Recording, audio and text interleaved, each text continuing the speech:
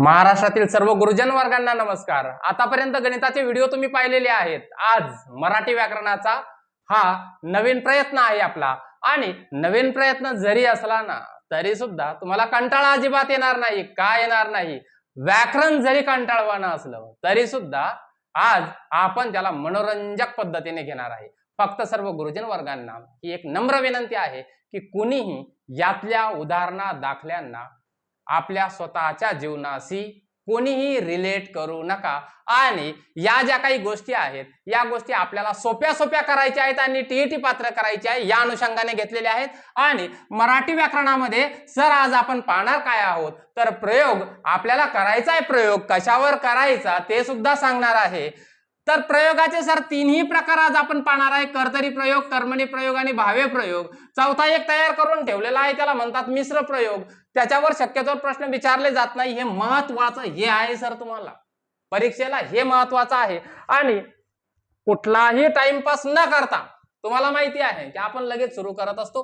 पुन्हा एकदा स्वागत आहे तुमचं आपल्या या नवीन व्हिडिओमध्ये। आणि आज आपल्याला पाहायचा आहे सर प्रयोग। आणि आपण जर भाषा शिकतो सर तर या भाषेमध्ये प्रयोग करायचा कशावर, भाषा तयार कशी होते सर, तर वाक्यावरून तयार होते। आता तुम्ही म्हणाल की सर आम्हाला वाक्यापासून सांगताय का? हो, सांगणार आहे, कारण ज्यांना काहीच माहिती नाही त्यांना सुद्धा आपल्याला सोबत घ्यायचं आहे म्हणून।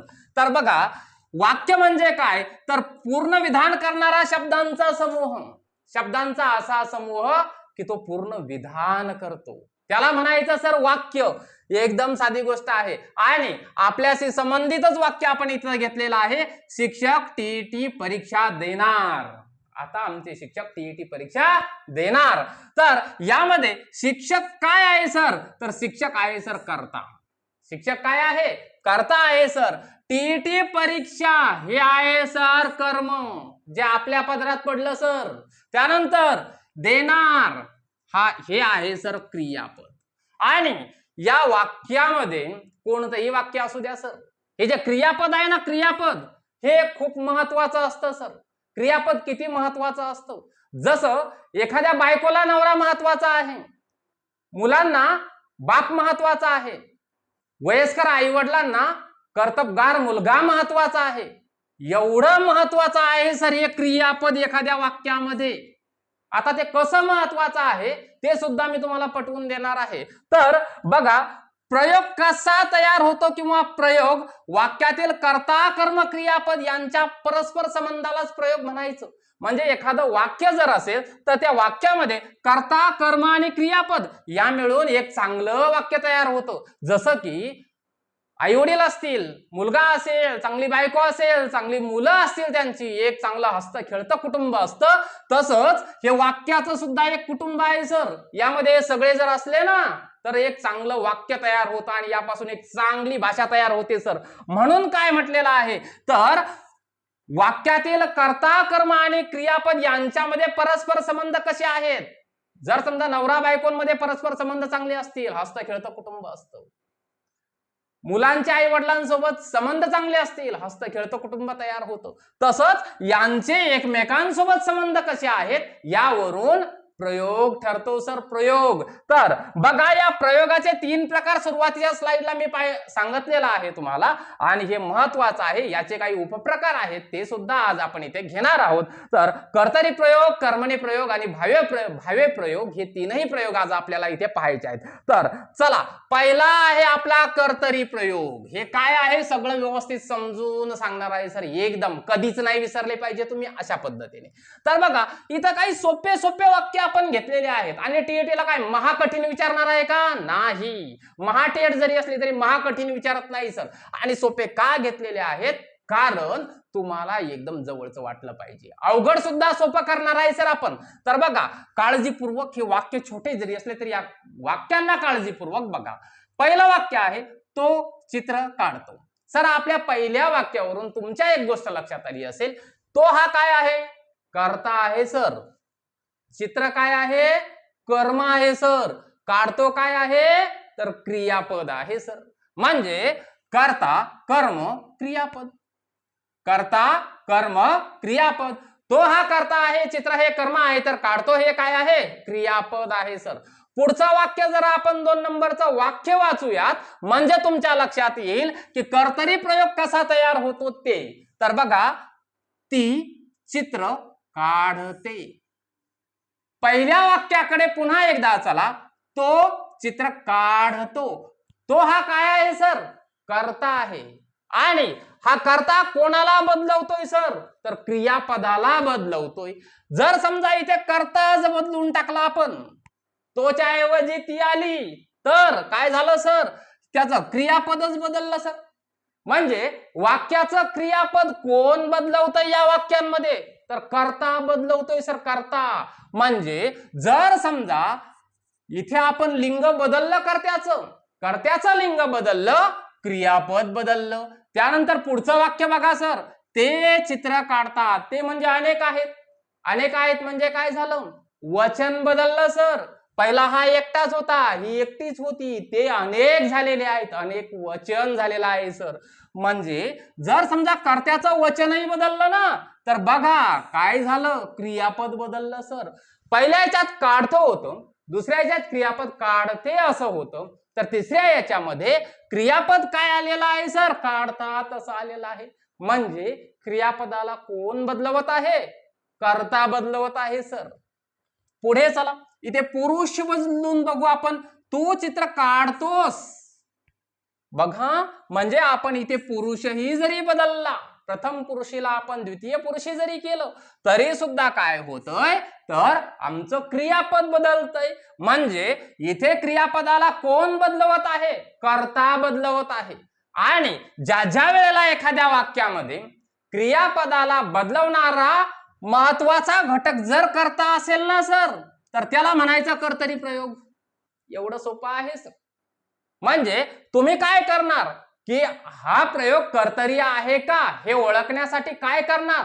तर हे करणार सर, वाक्यातील क्रियापदाचं जर लिंग, वचन, पुरुष यामुळे वाक्यातील क्रियापद जर बदलत असेल, हे तुमच्या लक्षात आलं, समजून जायचं की प्रयोग कोणता आहे? कर्तरी प्रयोग आहे सर. येतंय लक्षात? एवढं सोपं आहे, काही रटाळवाणं नाहीये. इथपर्यंत टिकलात ना, पुढे आणखी मजेशीर काही गोष्टी आहेत बघा. आता काही उदाहरणं आहेत कर्तरी प्रयोगाची. जसं की मुलगा अभ्यास करतो, हे कर्तरी प्रयोगाचं एक उदाहरण आहे. आम्ही मॅच जिंकलो. यामध्ये आम्ही हा जो काही कर्ता आहे ना, या क्रियापदाला बदलवणार आहे. त्यानंतर मुलगा रस्त्यात पडला. हे जे वाक्य आहेत ना, या पद्धतीचे वाक्य आपल्याला परीक्षेला विचारले जातात. मग तुम्ही यामध्ये बदल करू शकता. जसं की मुलगी अभ्यास करते, बदललं की नाही क्रियापद? म्हणजे लिंग बदललं, क्रियापद बदललं. इथे आम्ही मॅच जिंकलो, याला आपण जर असं केलं तर ते मॅच जिंकले असं होणार आहे. ते मॅच जिंकलो असं होणार आहे का? नाही होणार आहे. म्हणजे तुम्ही जर कर्ता बदलवताय तर त्यावेळेला क्रियापद बदलतं. अशा सिच्युएशन मध्ये त्याला म्हटलं जातं सर कर्तरी प्रयोग. येते लक्षात? याचे काही उपप्रकारही आहेत, ते आपल्याला पाहायचे आहेत. चला पुढे. एवढं नक्कीच लक्षात आलं असेल. कर्तरी प्रयोगाचे 2 उपप्रकार आहेत सर. एक म्हणजे सकर्मक कर्तरी प्रयोग आणि एक आहे अकर्मक कर्तरी प्रयोग. हे काळजीपूर्वक समजून घ्यायचंय सर की सकर्मक कर्तरी प्रयोग म्हणजे काय, आणि जर नाही समजलं तर फक्त 2 मिनिट थांबा. 2 मिनिटांमध्ये तुम्हाला क्लिअरच करून देणार आहे, कधीच नाही विसरणार या पद्धतीचं. बघा, कर्तरी प्रयोगातील क्रियापद सकर्मक असेल तर त्यास सकर्मक कर्तरी प्रयोग म्हणतात. ही झाली काय, कोणती भाषा? आमच्या मराठी व्याकरणाची भाषा. आता जरा गावठी भाषेत सांगू एकदम, या उदाहरणांकडे सांगतो. बघा, उदाहरणार्थ, तो साडी आणतो.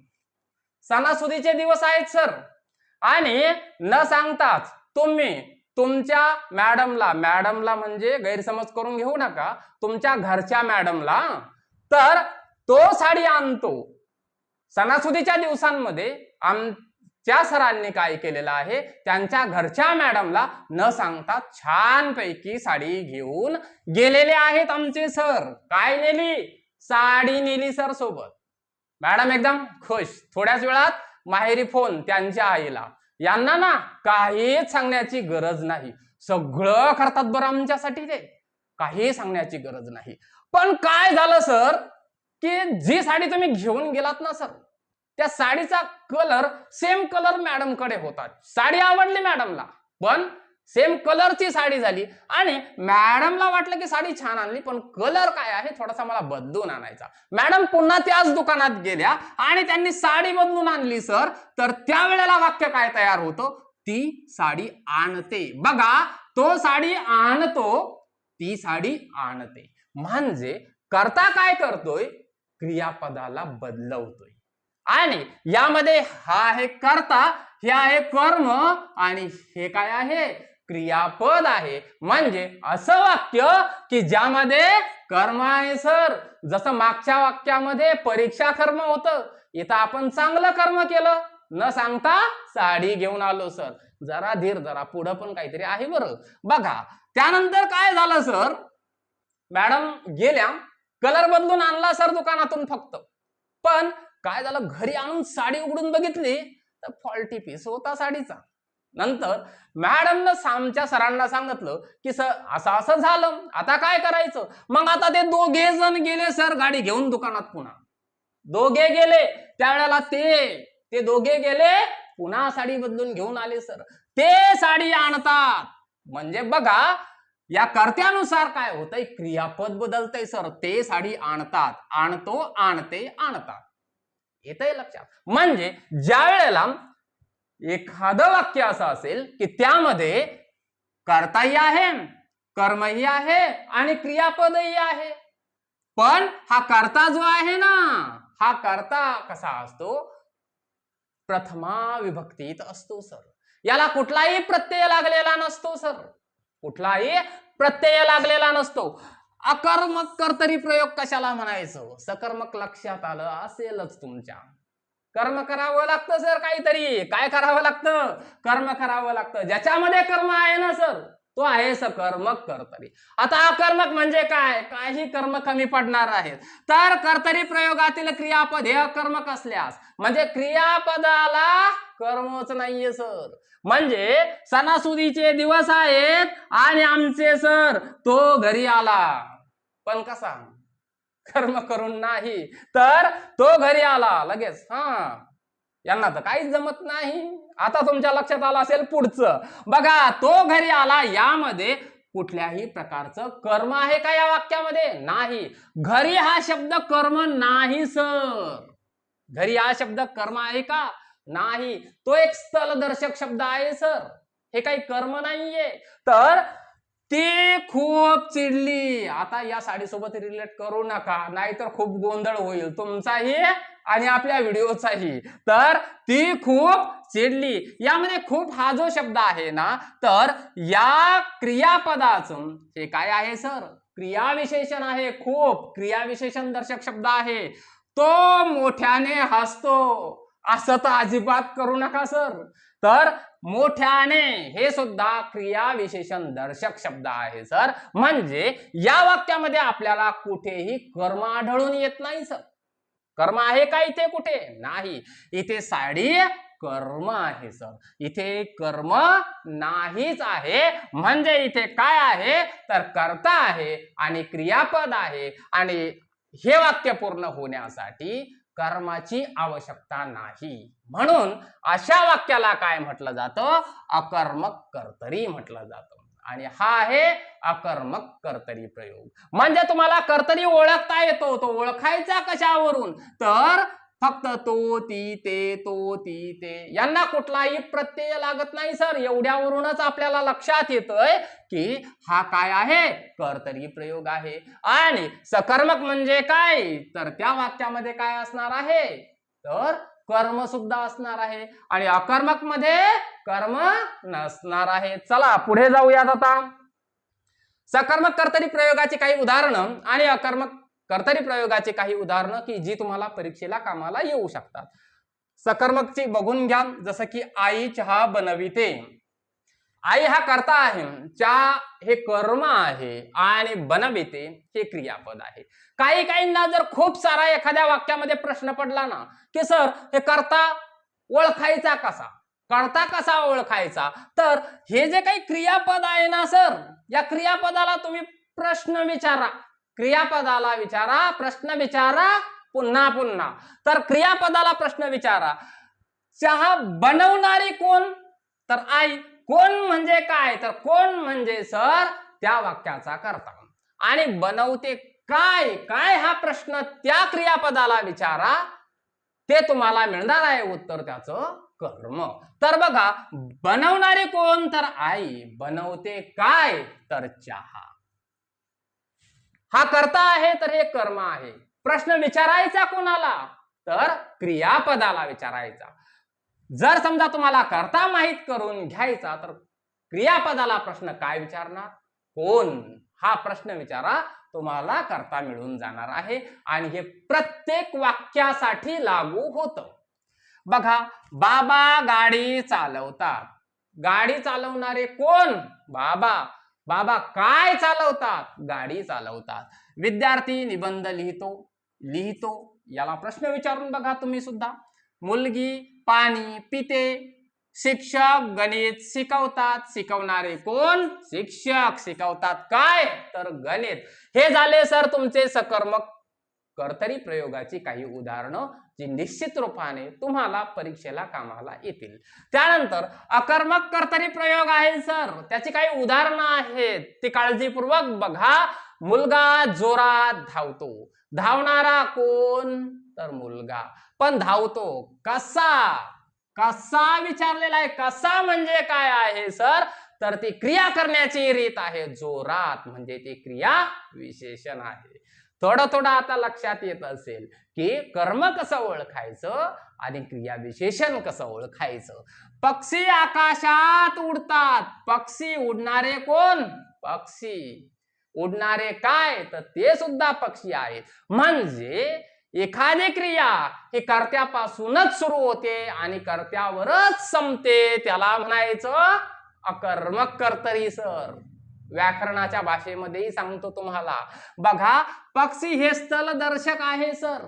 आकाश हे काही कर्म नाहीये, तर हे स्थलदर्शक आहे.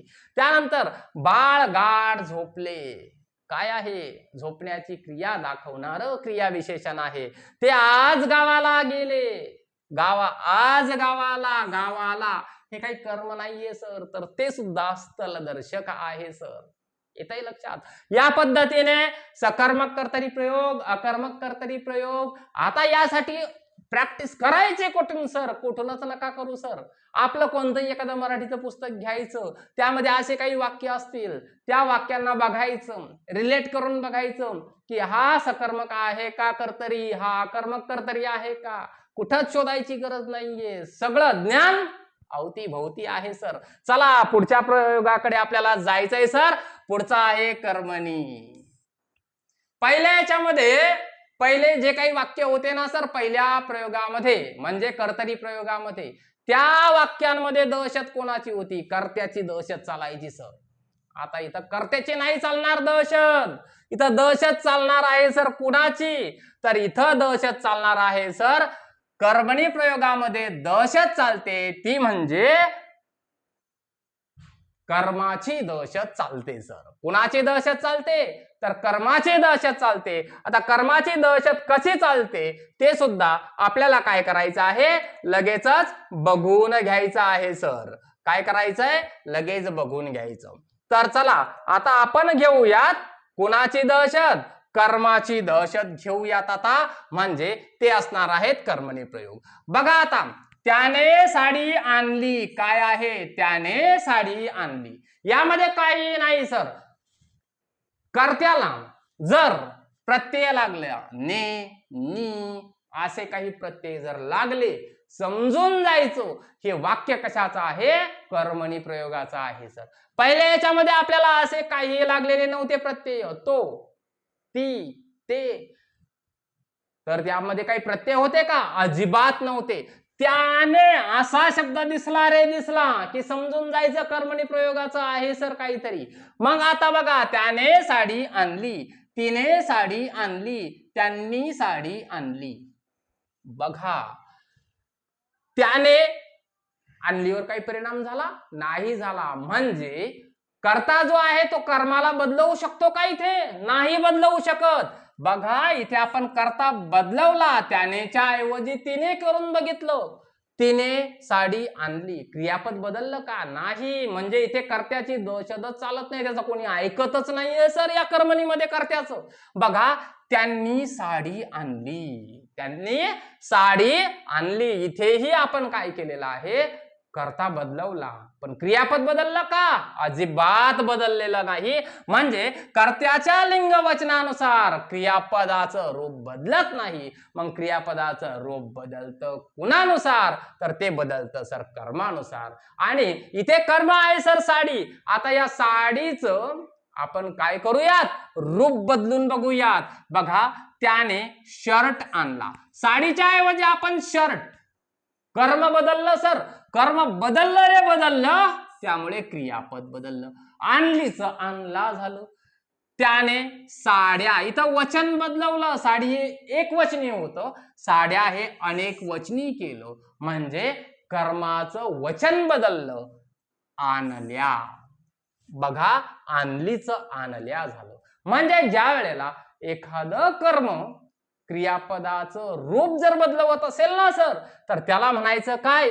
कर्मणी प्रयोग असं म्हणायचं. आणि तेच तुमच्या व्याकरणांच्या पुस्तकामध्ये दिलेलं आहे.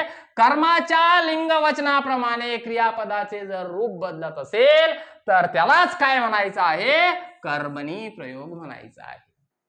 कर्तरी प्रयोग आणि कर्मणी प्रयोगातला फरक आता निश्चितच कळालेला असेल. आणि बघा वाक्यात कर्म जर असेल, वाक्यात जर कर्म असल्याशिवाय ते वाक्य कर्मणी प्रयोग होणार नाही. या वाक्यामध्ये कर्म गरजेचं आहेच, तरच तो कर्मणी प्रयोग होईल. कारण क्रियापदाचं रूप बदलवणारा कोण आहे? तर यामध्ये कर्म आहे. आणि कर्मच जर नसेल तर क्रियापदाचं रूप बदलवणार कोण? म्हणून जसे कर्तरी प्रयोगामध्ये सकर्मक कर्तरी प्रयोग आणि अकर्मक कर्तरी प्रयोग होते, तर इथे कर्मणी प्रयोगामध्ये सुद्धा सकर्मक अकर्मक होईल का? नाही होणार. कारण इथं आपल्याला कर्म महत्वाचं आहे, ते असावंच लागतं. म्हणजे अकर्मक होणार आहे का यामध्ये? नाही. मग या कर्मणी प्रयोगाचे उपप्रकार आहेत कोणते ते सुद्धा आता आपण पाहून घेऊयात. तर कर्मणी प्रयोगाचे प्रकार काय आहेत? 5 प्रकार आहेत सर, 5.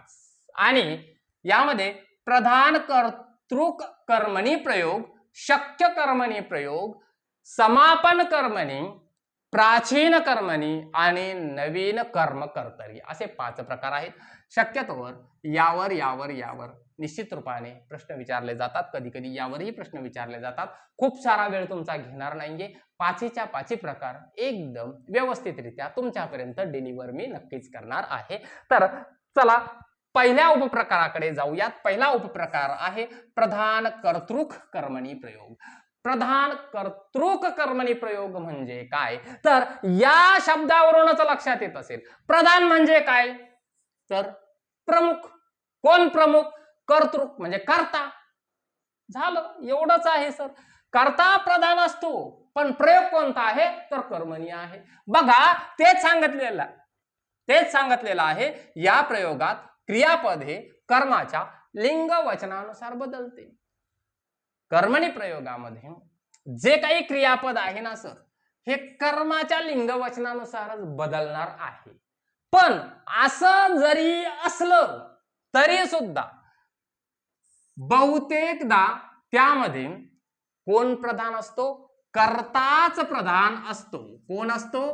कर्ताच प्रधान असतो. बऱ्याच वेळेला काही घरांमध्ये कसं असतं की दहशत कोणाची आहे? मॅडमचीच आहे. पण उगाच आपलं बोलण्यापुरतं काय असतं, त्यांना विचारून सांगते, हो की नाही? तर असा प्रकार आहे तो म्हणजे काय? प्रधान कर्तृक कर्मणी. प्रधान कर्तृक कर्मणी म्हणजे काय? कर्म काय करतंय? क्रियापदाचं लिंग वचनानुसार त्यात बदल घडवतंय. कशामध्ये? क्रियापदामध्ये. पण तरी सुद्धा बहुतेकदा कोण महत्वाचा? कर्ताच महत्वाचा आहे असं ज्या वेळेला दाखवलं जातं त्याला म्हणायचं प्रधान कर्तृक कर्मणी प्रयोग. मग आता इथे काही वाक्य दिलेले आहेत. तिने गाणे म्हटले. ने लागला ना, समजून जायचं कर्तरी प्रयोग आहे सर हा. तिने गाणे म्हटले. शिक्षकांनी धडा शिकविला. शिक्षकांनी धडा शिकविला. त्यानंतर आईने भाजी चिरली. यामध्ये हे जे वाक्य आहेत ना, हे प्रधान कर्तृक कर्मणी प्रयोगाचे वाक्य आहेत. म्हणजे जरी आपण या नुसार जरी क्रियापद बदलत असलं तरी महत्व कुणाला दिलं जातं, त्यामध्ये कर्त्यालाच महत्व दिलं जातं. जसं की शिक्षकांनी धडा शिकविला, यामध्ये आपण जर मॅडमने धडा शिकविला असंच होणार आहे. आणि जर समजा यामध्ये आपण कर्म बदललं, जसं की शिक्षकांनी कविता शिकविली असं म्हणणार आहे, म्हणजे यामध्ये आपलं जे काही क्रियापद आहे या क्रियापदाला बदलवतंय कोण, खऱ्या अर्थाने बदलवणार हे कर्म आहे. पण तरी सुद्धा या कर्त्याला तेवढंच महत्व दिलं जातं, त्याला म्हणायचं प्रधान कर्तृक कर्मणी. येते लक्षात. तर असे जे काही वाक्य आहेत ते निश्चित रूपाने तुम्हाला परीक्षेला विचारले जाऊ शकतात. या वाक्यांकडे काळजीपूर्वक लक्ष देणं गरजेचं आहे. बघा, कर्त्याला ने, नी, कडून असे प्रत्यय असतात. ने, नी, कडून असे प्रत्यय दिसून आले की आपल्या लक्षात आलं पाहिजे की तो काय आहे, कर्तरी प्रयोग आहे, प्रधान कर्तरी प्रयोग. त्यानंतर शक्य कर्मणी प्रयोग. शक्य म्हणजे काय, शक्यता असणे. एखाद्या वाक्यात आपण बोलताना सुद्धा कधी कधी शक्यता वर्तवत असतो, तर या प्रयोगात शक्यता सुचवलेली असते, बाकी काहीच नाही. आणि शक्यता दर्शक शब्द तुम्ही शोधला ना, तुमच्या लक्षात येणार आहे की तो काय आहे, शक्य कर्मणी प्रयोग आहे. आणि कर्मणी प्रयोग ओळखायचा कसा, तर कर्त्याला काय लागतो, प्रत्यय लागतो सर. जसा की त्याला आता थोडे चालवते, शक्यता आहे सर ही, त्याला आता थोडे चालवते शक्यता आहे. माझ्याने, बघा माझ्याने प्रत्यय लागला की नाही, कर्त्याला प्रत्यय लागलेला आहे म्हणजे कर्मणी आहेच. एवढा अभ्यास करवतो ही शक्यता आहे सर. ज्या ज्या वेळेला चालवते, करवते, बोलवते, पळवते असे शब्द आले, शक्यता दर्शक शब्द, बघा करवते, खाववते, पळवते, चढवते असे शब्द आले की समजून जायचं तो शक्य कर्मणी प्रयोग आहे. एवढं सोपं आहे सर प्रयोग. आणि कसे गुण जातील हो तुमचे. आणि निश्चित रूपानं एक प्रश्न डेफिनेटली तुम्हाला येतो म्हणजे येतोच. चला पुढच्या उपप्रकाराकडे जाऊयात. समापन कर्मणी. हे शब्द जरी अवघड वाटत असले ना सर, काही अवघड नाहीये, एकदम सोपं आहे. समापन कर्मणी म्हणजे काय, तर क्रियापदावरून क्रिया पूर्ण झाल्याचा, एखादी क्रिया पूर्ण झाली का याचा जर बोध होत असेल, कशावरून, क्रियापदावरून. आणि क्रियापदच सांगता आपल्याला हे सगळं काही, वाक्य फक्त काळजीपूर्वक वाचायचं. जर समजा क्रियापदावरून क्रिया पूर्ण झाल्याचा बोध होत असेल, म्हणजे एखादं वाक्य वाचलं की आपल्याला हे समजतं का, ते पाहायचं की ती क्रिया पूर्ण झाली की नाही. बोध होणे म्हणजे आपल्याला कळणे, समजणे, बस झालं. तर आपण हे वाक्य वाचू. पहिलं वाक्य आहे सर, त्याचे काम करून झाले, क्रिया पूर्ण झाली. क्रिया पूर्ण झाली ना, चला समापन कर्मणी आहे सर तो. क्रिया पूर्ण झाली, समापन कर्मणी आहे सर. मुलांचा अभ्यास करून झाला, क्रिया पूर्ण झाली सर, समापन कर्मणी आहे सर. रामाचे आंबे खाऊन झाले, असे वाक्य दिसले रे दिसले, समजून जायचं समापन कर्मणी आहे सर. काही अवघड आहे, व्याकरण एकदम सोपं आहे सर. चला पुढच्या प्रकाराकडे जाऊयात आपण. प्राचीन कर्मणी. प्राचीन म्हणजे काय, जुना एकदम. आणि जुन्या काळातलं काही काव्य असेल, गद्य पद्य जे काही असेल, ते जर आपण वाचायला घेतलं ना, तर आताच्या मराठी भाषेसारखं ते आपल्याला आढळून येत नाही. त्यांची भाषा शैली थोडीशी वेगळी होती सर. म्हणजे ते प्राचीन जमाना होता. मग या प्राचीन जमान्यात काय होतं सर, तर प्राचीन मराठी काव्यामध्ये सकर्मक धातूला जे हा प्रत्यय लावून करीजे, बोलीजे, कीजे असे कर्मणी प्रयोगाची उदाहरणे पाहावयास मिळतात आपल्याला. हे सगळं तुमच्या पुस्तकात आहे. आता यामध्ये बाकी काहीच नाही करायचं. जर समजा आपल्याला एखाद्याला प्रत्यय जे लागलेला दिसतोय ना, समजून जायचं प्राचीन कर्मणी आहे तो, जुन्या जमान्यातला जे. तर बघा, काय कर्म कीजे, काय आहे सर हे, प्राचीन कर्मणी आहे सर हे. प्राचीन कर्मणी प्रयोगाचं उदाहरण आहे सर ते. त्यानंतर नळे इंद्रासी असे बोलिजेले, जे आलं सर काय आहे, प्राचीन कर्मणी आहे सर. तर हे असे जे प्राचीन काव्यांमध्ये वाक्य बनवत असताना ज्या वेळेला सकर्मक धातूला जे हा प्रत्यय लावून करीजे बोलीजे असे काही कर्मणी प्रयोगाची उदाहरणं आपल्याला दिसून येतात आणि आपल्याला ते टीईटी परीक्षेला विचारले सुद्धा जातात. मागील प्रश्नपत्रिकांमध्ये यावर प्रश्न विचारलेले आहेत सर.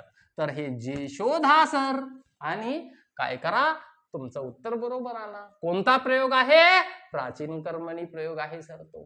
चला पुढे जाऊयात. नवीन कर्मणी. नवीन कर्मणी म्हणजे काय, नवीन नवीन म्हणजे काय, आता इंग्रजी नवीन भाषा आहे हो की नाही, म्हणजे यातला इंग्रजीतला पॅसिव्ह व्हॉइस आहे थोडक्यात. ज्यांनी इंग्रजी ग्रामरचा अभ्यास केला असेल तर पॅसिव्ह व्हॉइस आहे सर. तर प्रयोगातील कर्त्याला कडून, प्रयोगातील जो काही कर्ता असतो ना त्याला काय शब्द लागतो, कडून हा प्रत्यय लागतो सर, जोडून येतो. इंग्रजी भाषेतील पद्धतीप्रमाणे म्हणजे पॅसिव्ह व्हॉइस प्रमाणे रचना करण्याचा जो नवीन प्रकार आहे त्यास म्हटलं जातं नवीन कर्मणी प्रयोग. आणि नवीन कर्मणी शोधायचा ना तर इथं गोल करून दिलेला आहे, कडून लागलं की समजून जायचं हा काय आहे, नवीन कर्मणी प्रयोग आहे सर.